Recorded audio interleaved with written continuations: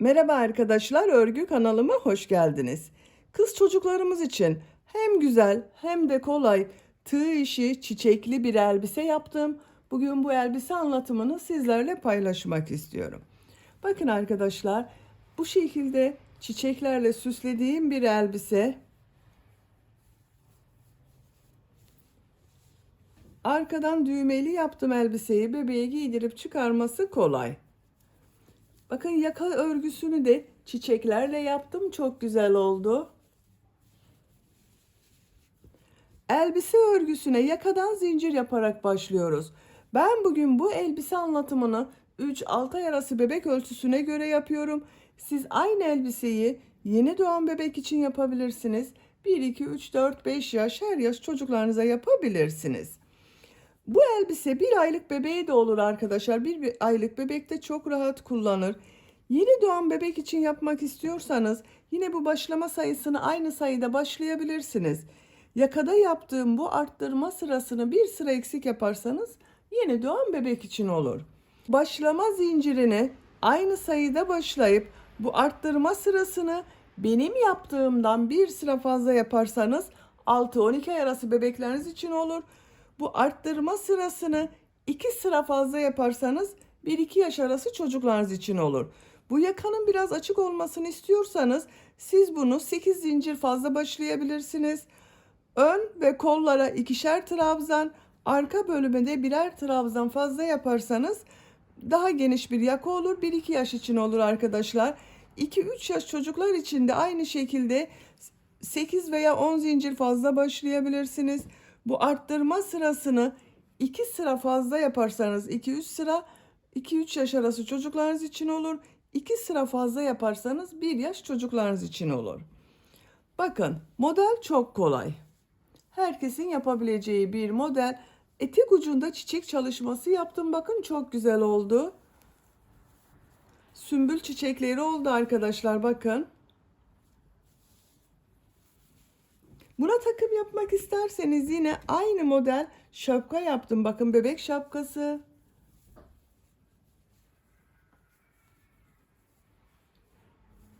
Bu şapka anlatımını yaptım. YouTube kanalıma yükledim. Siz de bunun gibi güzel bir şapka yapmak isterseniz şapkanın olduğu YouTube linkini izlediğiniz bu videonun açıklama bölümüne ekliyorum.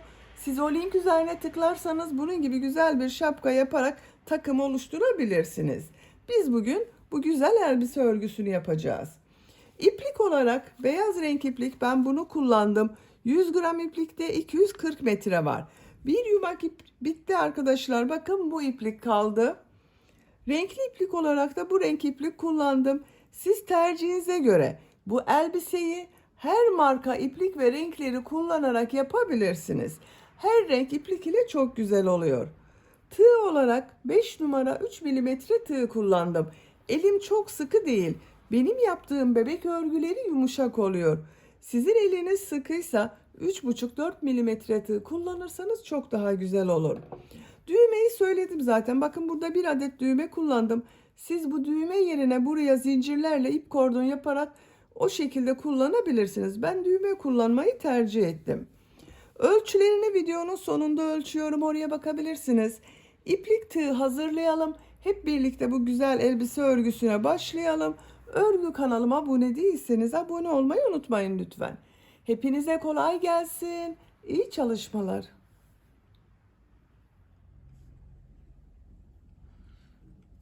Örgüye yakadan zincir yaparak başlıyorum.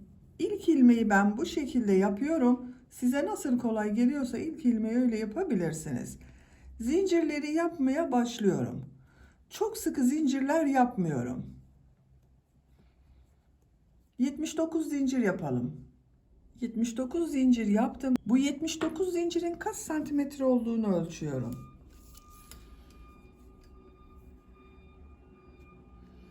30 santimetre zincir uzunluğu var. Benim elimin sıklığına göre 30 santimetre için 79 zincir yaptım. Bu sırada yaka ayrımlarını yapacağız trabzanlarla birlikte. Tığ üzerine iplik alıyorum. 3 ilmek atlıyorum. 1, 2, 3, 4. ilmek içine trabzan yapıyorum. Bu 3 ilmek atladığımda bir trabzan. Buraya 10 trabzan yapıyorum. Bu 1, 2, 3, 4, 5,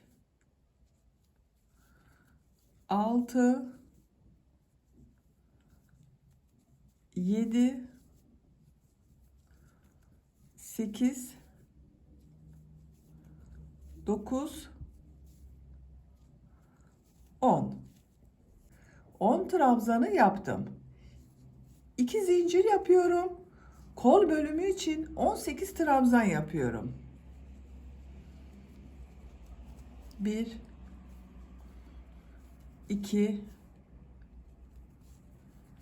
3, 4, 5, 6, 7,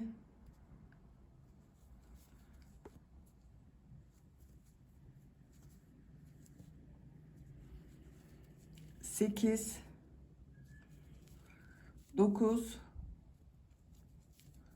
10, 11, 12, 13, 14, 15, 16, 17, 18. Kol için 18 trabzan yaptım. 2 zincir yapıyorum. Buraya 20 trabzan yapıyorum. Siz burayı kaç trabzan yaptıysanız burayı da 2 katı yapacağız arkadaşlar. Ben burayı 10 trabzan yaptım. Buraya da 20 trabzan yapıyorum. 1, 2, 3, 4, 5, 6, 7, 8, 9, 10, 11, 12, 13, 14, 15, 16, 17, 18, 19, 20. 20 trabzan yaptım. 2 zincir yapıyorum. Diğer kol için 18 trabzan yaptım. Buraya da 18 trabzan yapıyorum. Bak yanında bulunan ilmeğe kol için ilk trabzanı yapıyorum. 18 trabzan yapıyorum. 18 trabzanı yapalım. Diğer kol içinde 18 trabzanı yaptım. 2 zincir yapıyorum. 10 trabzan yapıyorum. Bu ilk ilmek üzerine bir trabzan yapıyorum. Diğerlerine trabzan yaparak devam ediyorum. 2, 3, 4, 5, 6, 7, 8,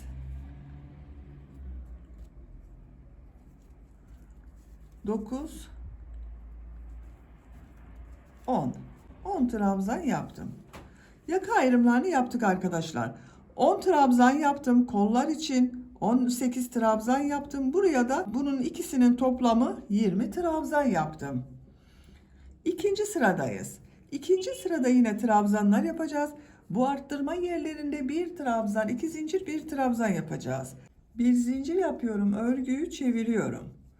İlk ilmek üzerine trabzan yapıyorum. 1,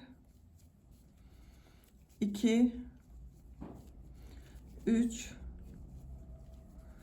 4, 5, 6, 7, 8, 9, 10.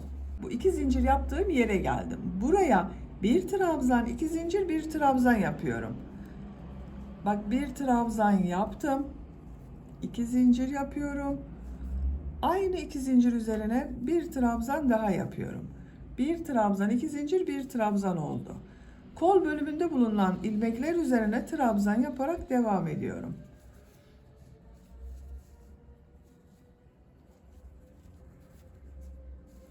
Buraya kadar devam edelim. 2 zincirli boşluğa geldim. Buraya yine bir trabzan, 2 zincir, bir trabzan yapıyorum.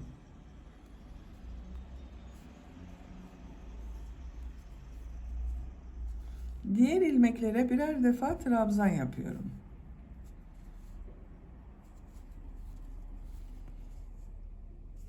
Buraya kadar devam edelim. Trabzanları yaptım. Bu 2 zincir üzerine yine bir trabzan, 2 zincir, bir trabzan yapıyorum.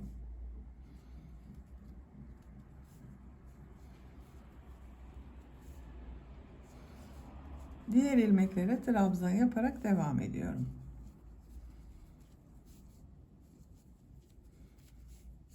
Buraya kadar devam edelim. Bu arttırma yerine yine bir trabzan, 2 zincir, bir trabzan yapıyorum.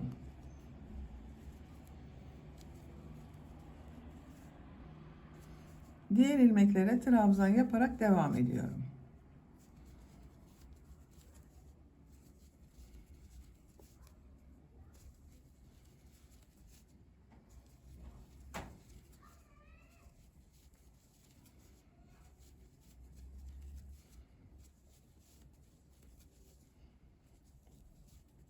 Sıra sonuna kadar yaptım.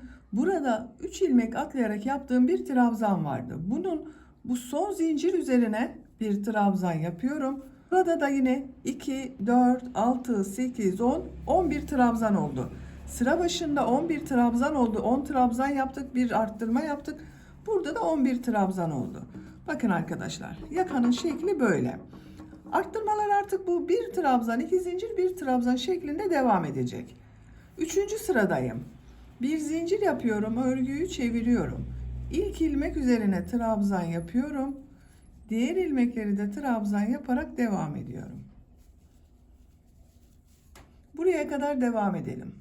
Arttırma yapacağım yere kadar bak, trabzanları yaptım. Bu 2 zincir üzerine bir trabzan, 2 zincir, bir trabzan yapıyorum.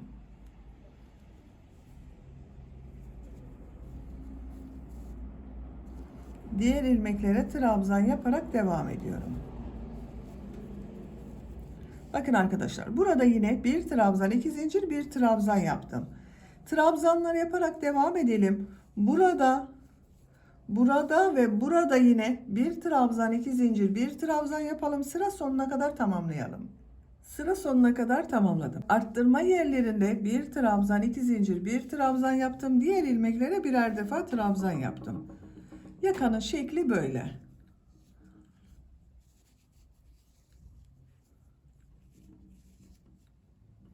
Bakın arkadaşlar, görüntüsü böyle oluyor. Dördüncü sıradayım.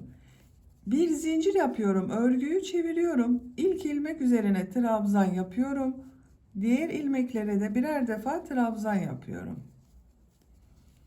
Buraya kadar devam edelim. Arttırma yapacağım 2 zincire kadar trabzanları yaptım. Bu 2 zincir üzerine bir trabzan, 2 zincir, bir trabzan yapıyorum.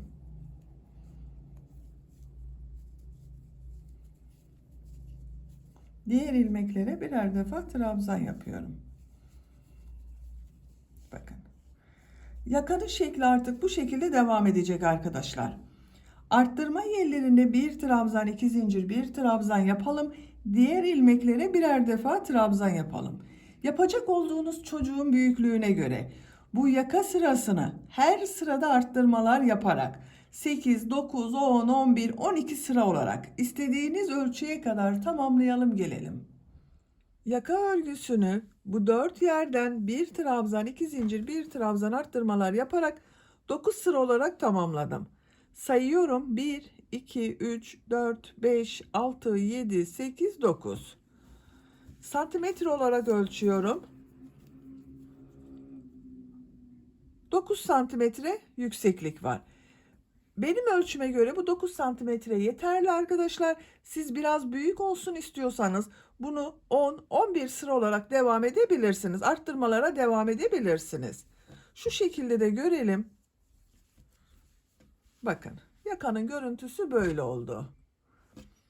10. sırada kol bölümünü gövde bölümünden ayırıyorum. Artık gövdenin örgüsüyle devam ediyorum. Kolları ayırmadan önce bu iki ucu birleştiriyorum. Tek parça olarak gövde yapıyorum arkadaşlar. En son ilmek ile diğer tarafta bulunan şu ilk ilmeği ilmek kaydırma yaparak sırayı birleştiriyorum. Bakın tek parça oldu. 2 zincir yapıyorum. Örgüyü çeviriyorum. Bu ilk ilmek üzerine trabzan yapıyorum. Diğer ilmekleri de trabzan yaparak devam ediyorum. Buraya kadar devam edelim. Buraya kadar trabzanları yaptım. Bu arttırma yaptığım 2 zincir üzerine arka bölüm için 2 trabzan yapıyorum.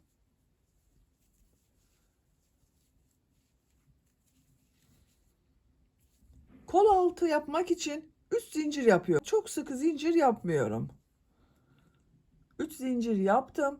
Tığ üzerine iplik alıyorum. Kolda bulunan bütün ilmekleri atlıyorum. 2 zincir üzerine ön bölüm için 2 trabzan yapıyorum.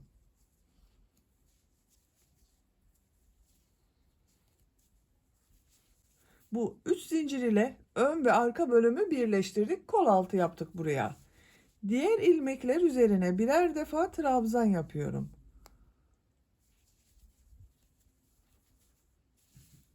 Buraya kadar devam edelim. Diğer arttırma yerine kadar ön bölümde trabzanları yaptım. Bu 2 zincir üzerine ön bölüm için 2 trabzan yapıyorum.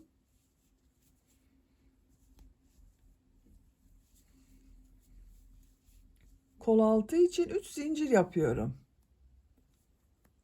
Tığ üzerine iplik alıyorum. Kolda bulunan bütün ilmekleri atlıyorum. Bu 2 zincir üzerine arka bölüm için 2 trabzan yapıyorum. Diğer ilmeklere birer defa trabzan yapıyorum.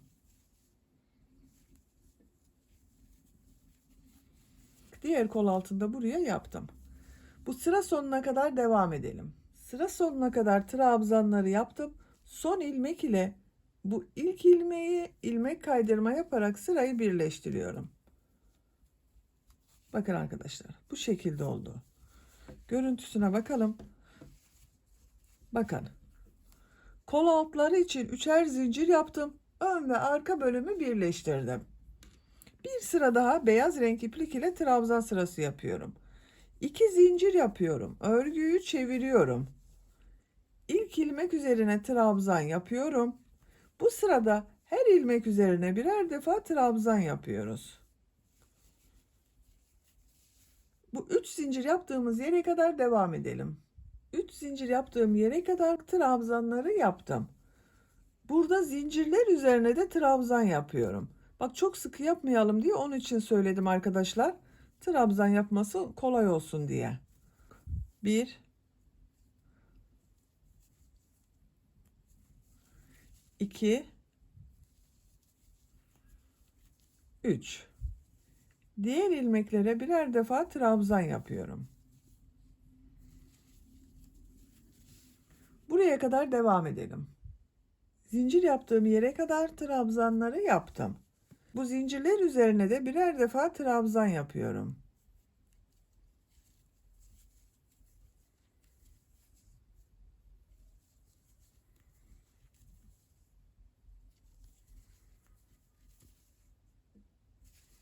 Diğer ilmeklere birer defa trabzan yapıyorum.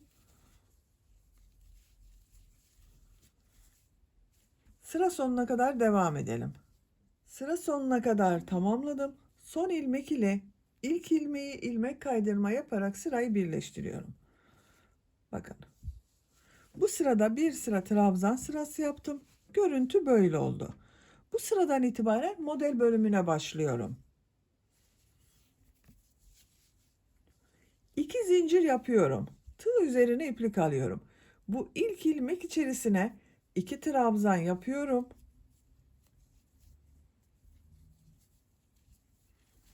Bu 2 zincir yaptığımda 1 trabzan arkadaşlar. 2 zincir yapıyorum. Tığ üzerine iplik alıyorum. Aynı ilmek içine 3 trabzan yapıyorum.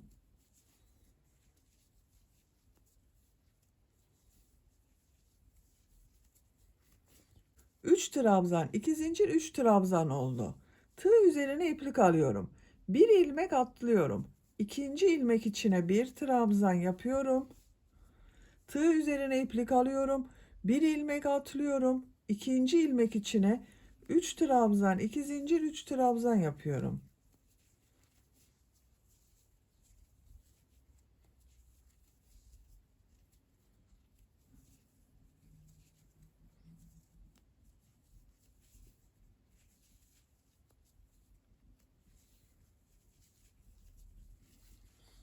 Üç trabzan, 2 zincir, 3 trabzan yaptım aynı ilmek içine.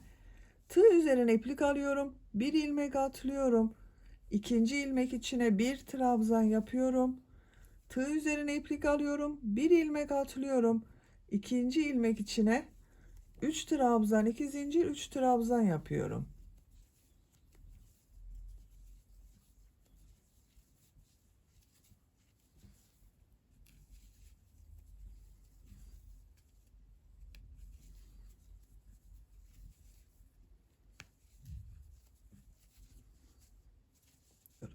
Sıra sonuna kadar devam edelim.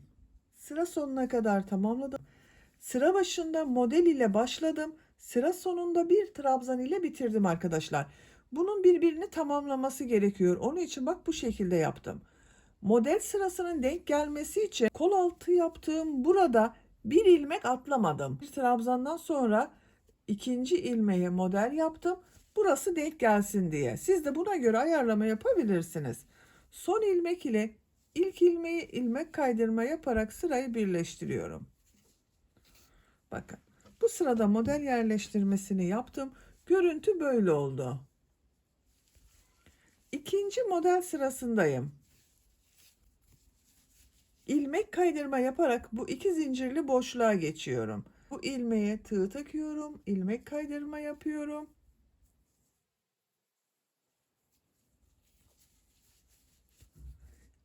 İki zincirli boşluğa ilmek kaydırma yapıyorum.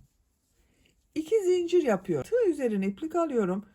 2 trabzan, 2 zincir, 3 trabzan yapıyorum. Bak bu iki zincirde bir trabzan oluyor. 3 trabzan oluyor arkadaşlar. 3 trabzan oldu. 2 zincir yapıyorum.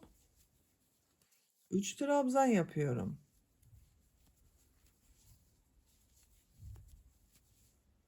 Tığ üzerine iplik alıyorum. Bu bir trabzanın üzerine bir trabzan yapıyorum. Model ortasında 2 zincirli boşluğa 3 trabzan, 2 zincir, 3 trabzan yapıyorum.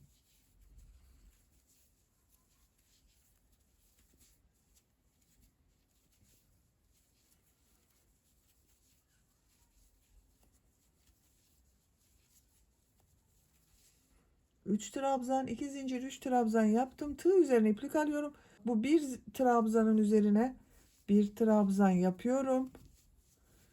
Model ortasında 2 zincirli boşluğa 3 trabzan, 2 zincir, 3 trabzan yapıyorum.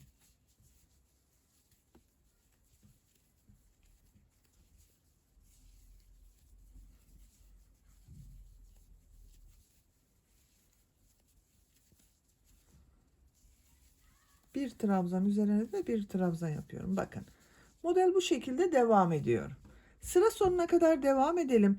İlmek kaydırma yapalım, birleştirelim. Bir sonraki sıraya başlayalım. Elbisenin örgüsünü yapacak olduğunuz çocuğun büyüklüğüne ve tercihinize göre bu beyaz renk iplik ile devam edebilirsiniz. Aralarda renkli iplikler katabilirsiniz arkadaşlar. İstediğiniz renk sıralamasıyla yapabilirsiniz. Elbisenin örgüsünü tamamlayalım. Model sırasını 11 sıra yaptım. 1, 2, 3, 4, 5, 6, 7, 8, 9, 10, 11. Burada bitirmiyorum. Şimdi renk değiştireceğiz. Bu renk iplik ile devam ediyorum. Kaç santimetre olduğunu da ölçüyorum. Model sırasını ölçüyorum. 15 santimetre model sırası yaptım. Siz tercihinize göre 1-2 sıra model sırası devam edebilirsiniz. Şimdi bu renk iplik ile model sırası yapacağız. En son bakın ilmek kaydırma yaparak sırayı birleştirdim. İlmek rengini bu renk yapıyorum.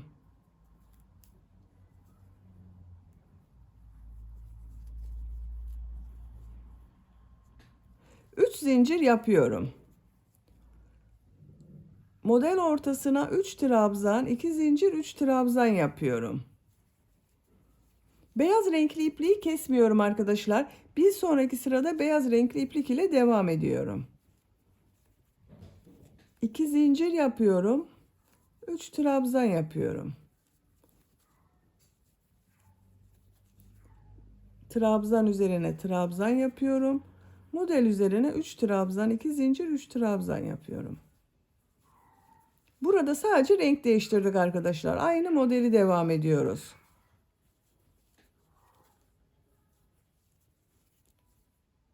Sıra sonuna kadar devam edelim. Sıra sonuna kadar tamamladım. 3 zincir ile ilmek kaydırma yaparak birleştiriyorum. İpliği kesmiyorum arkadaşlar. Çiçek yapacağız bir sonraki sıralarda. Onun için bu renk ipliği kesmiyorum. Beyaz renkli ipliği bakın buraya alıyorum. İlmek rengini beyaz renkli yaptım. Bir sırada beyaz renkli iplik ile model yapıyorum. 3 zincir yapıyorum. Model üzerine 3 trabzan, 2 zincir, 3 trabzan yapıyorum.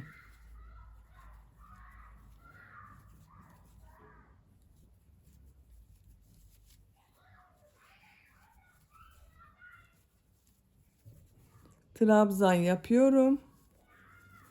3 trabzan, 2 zincir, 3 trabzan yapıyorum.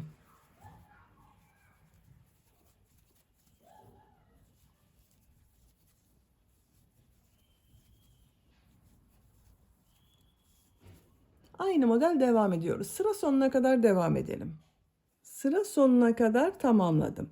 Sıra başında yaptığım bakın bu 3 zincir ile ilmek kaydırma yaparak birleştiriyorum. Beyaz renkli ipliği kesiyorum. Bakın arkadaşlar bir sırada beyaz renkli iplik ile devam ettim. Şimdi model sırası yapacağız. Model sırasında ilk önce yaprak bölümlerini yapacağız arkadaşlar. Yeşil renkli iplik ile yapıyorum. Bakın şu ilmekten şu ipliği de şu üste alalım. Buradan bir ilmek yapıyorum. 3 zincir yapıyorum. Tığ üzerine iplik alıyorum. Bakın burada trabzan yapıyor gibi yaptım. İkisini içinden çekiyorum. 2 zincir yapıyorum. Aynı ilmeğe bakın elimi takip ederseniz daha iyi. İlmek aldım. 2 ilmekten çekiyorum. Bekletiyorum. Bakın tığ üzerinde 2 ilmek var. Tekrar tığ üzerine iplik alıyorum. İlmek aldım. 2 ilmekten çekiyorum. Tığ üzerinde 3 ilmek var. Üçünü içinden bir defa da çekiyorum. Bir zincir yapıyorum. Bakın şu model ortasında 2 zincir var. Bunun üzerine yine yaprakları yapıyoruz bakın. Bir bekletiyorum.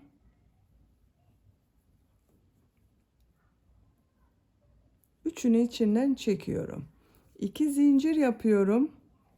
Yine yaprak yapıyorum.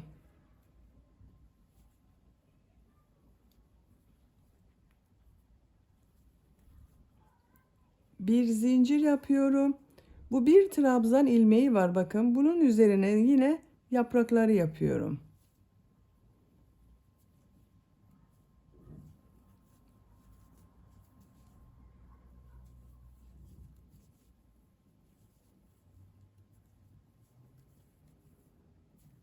Bir zincir yapıyorum.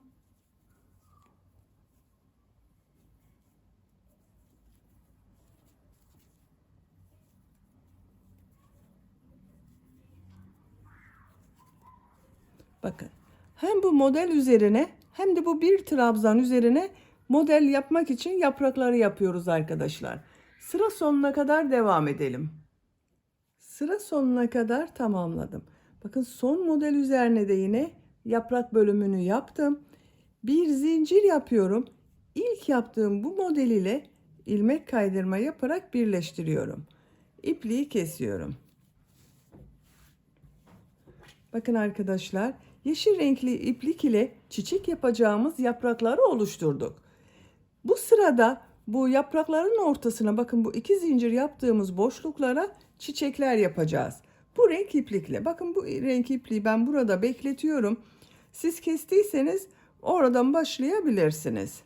Şuradan bir ilmek yapıyorum. Aynı ilmeğe bakın, sık iğne yaptım. 2 zincir yapıyorum. Buraya 5 trabzan yapıyorum.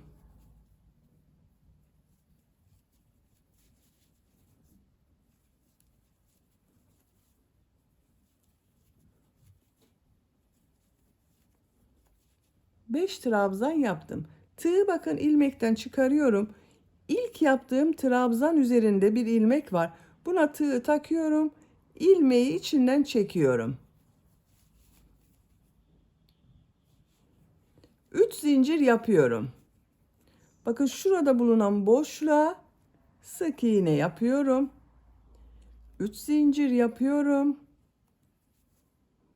Bakın aynı yere yine sık iğne yapıyorum. 3 zincir yapıyorum. Sık iğne yapıyorum. Bakın bu şekilde çok güzel bir çiçek yaptık. 2 zincir yapıyorum. Şu iki model ortasına sık iğne yapıyorum. 2 zincir yapıyorum. Diğer model için bakın buraya 5 trabzan yapıyorum.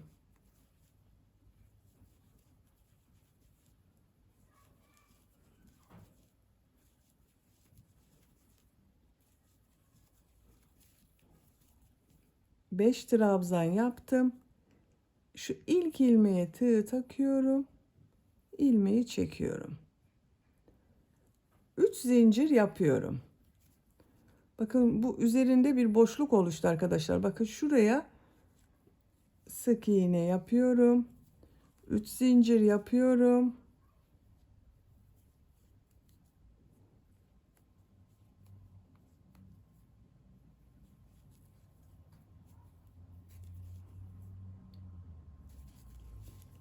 İki zincir yapıyorum. İki model ortasına sık iğne yapıyorum. 2 zincir yapıyorum. Diğer model için buraya 5 trabzan yapıyorum.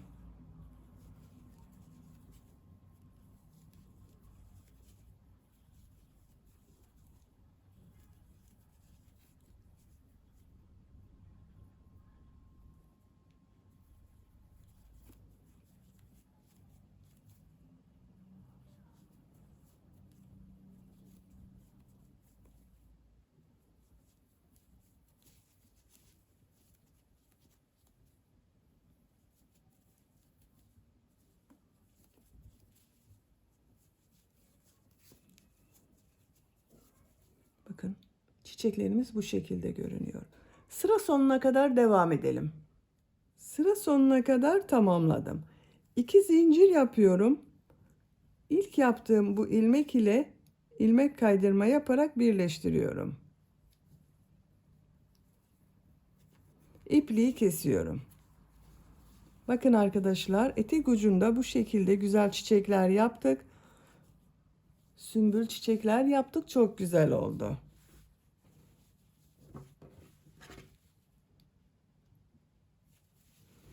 Şimdi kol örgüsünü yapalım.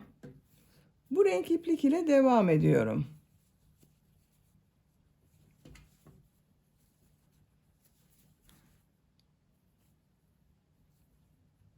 Buradan ilmek yapıyorum. 2 zincir yapıyorum. Aynı ilmeğe sık iğne yapıyorum. Bir ilmek atlıyorum. İkinci ilmeğe bir sık iğne, 2 zincir, bir sık iğne yapıyorum. Pıtırcık model yapıyorum. Bir ilmek atlıyorum. Bir sık iğne, 2 zincir, bir sık iğne yapıyorum. Bir ilmek atlıyorum. Bir sık iğne, 2 zincir, bir sık iğne yapıyorum. Sıra sonuna kadar devam edelim. Sıra sonuna kadar bakın pıtırcık model yaptım. Bu ilmek ile ilmek kaydırma yaparak birleştiriyorum. İpliği kesiyorum. Bakın arkadaşlar, kol çevresinde pıtırcık model yaptım. Bu şekilde oldu. Diğer kolu da aynı şekilde bakın yaptım. Kol örgülerini bitirdik. Şimdi yaka örgüsünü yapalım. Bu renk iplik ile devam ediyorum. Pıtırcık modeller yapıyorum yine. Pıtırcık model yapmadan önce bakın buraya bir düğme iliği yapmak istiyorum ben. İpliği bağlıyorum.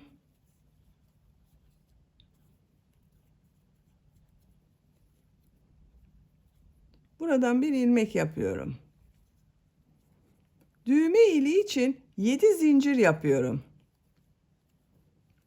Aynı ilmeğe bakın bir sık iğne yapıyorum. Böyle bir inci düğme kullanıyorum ben. Bunun geçeceği kadar arkadaşlar. Bakın şu şekilde takıyorum. Güzel oluyor. Siz bu düğme iliği yerine ip kordon yaparak bağlamalı da kullanabilirsiniz arkadaşlar. Bağlamalı yapacaksanız bu düğme iliğini yapmanıza gerek yok. Şu ilk ilmeğe bir sık iğne, 2 zincir, bir sık iğne yapıyorum. Bir ilmek atlıyorum. Bir sık iğne, 2 zincir, bir sık iğne yapıyorum. Bir ilmek atlıyorum. Bir sık iğne, 2 zincir, bir sık iğne yapıyorum. Sıra sonuna kadar devam edelim. Sıra sonuna kadar tamamladım. Son pıtırcık modelinde bakın son ilmeğe yaptım. Şu ilmeğe ilmek kaydırma yapıyorum. İpliği kesiyorum. Bakın arkadaşlar, yaka çevresinde de pıtırcık model yaptım. Çok güzel oldu. Şimdi bu yakanın buraya arkadaşlar, bu etek ucunda yaptığımız çiçek örgülerinden yapacağız. İlk önce yeşil renkli iplik ile yaprak bölümünü yapıyoruz.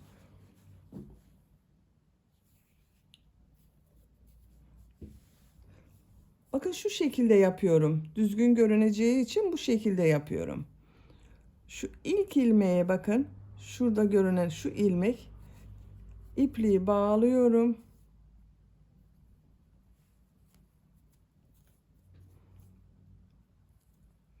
Bir ilmek yapıyorum. Bakın şu ilmek var arkadaşlar, bakın. Şunun üzerine şu yaprakları yapıyoruz bakın. Trabzan yapıyor gibi aldım, bekletiyorum. Tekrar aynı ilmeğe trabzan yapıyor gibi yaptım. Hepsinin içinden çekiyorum. 2 zincir yapıyorum.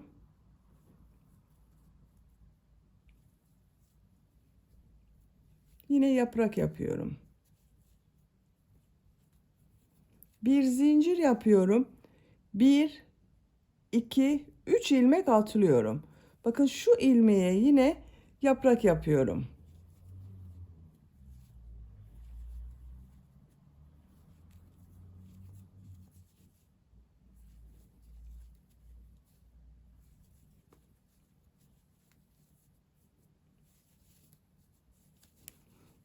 Bir zincir yapıyorum. Bakın burada şu 3 trabzan ilmeğini atlıyorum. Bakın 1 2 3. Dördüncü ilmeğe yaprak yapıyorum.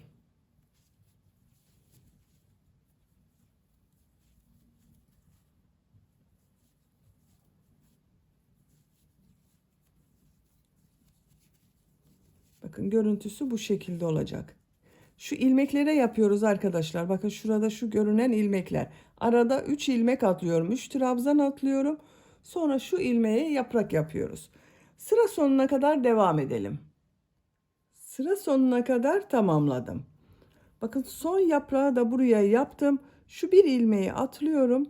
Şu ilmeğe bir sık iğne yapıyorum. İpliği kesiyorum. Bakın arkadaşlar, burada yaptığımız gibi çiçek yapacağız. Kaç model yaptığımı sayıyorum. 2, 4, 6, 8, 10, 12, 14, 16, 18, 20, 22, 24, 25 model oldu. Sizin 24 model de olabilir. Hiçbir sorun olmaz arkadaşlar. Şimdi burada yaptığımız çiçekleri yapacağız. Bu renk iplik ile devam ediyorum. Bakın buradan başlıyorum. İpliği kestiğim yerden başlamıyorum bakın. Şu ilmekten bir ilmek yapıyorum.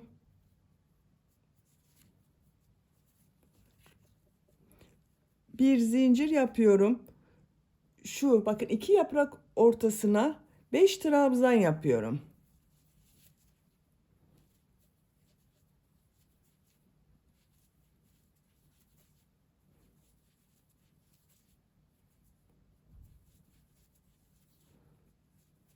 İlk trabzan üzerine bakın tığ taktım.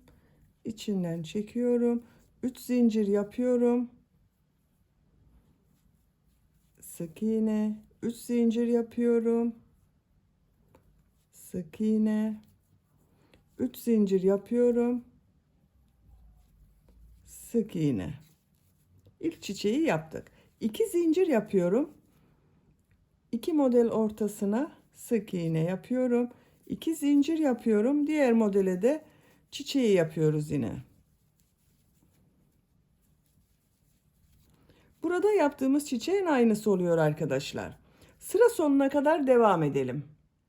Çiçekleri sıra sonuna kadar tamamladım. Bir zincir yapıyorum. Bu ilmeğe sık iğne yapıyorum. İpliği kesiyorum.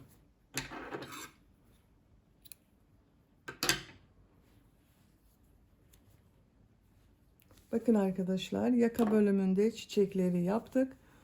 Bu şekilde oldu. Çok güzel oldu bakın.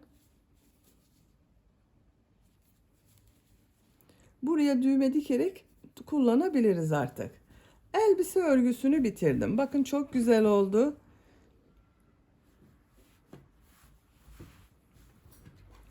Arka bölüm görüntüsü bu şekilde. Bitmiş olarak ölçülerini söylüyorum. Kol altından gövde genişliğini ölçüyorum. 22 santimetre. Yüksekliğini ölçüyorum. Kol altından yükseklik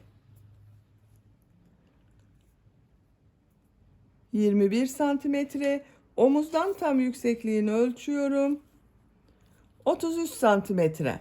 Ben bugün 3 aylık bebek için yaptım. Bakın bu şekilde oldu. Çok güzel oldu. Beni dinlediğiniz ve izlediğiniz için hepinize çok teşekkür ederim. Örgü kanalıma abone değilseniz abone olmayı unutmayın lütfen. Sizlerle yeni örgülerde görüşmek dileğiyle. Hoşça kalın, sevgiyle kalın.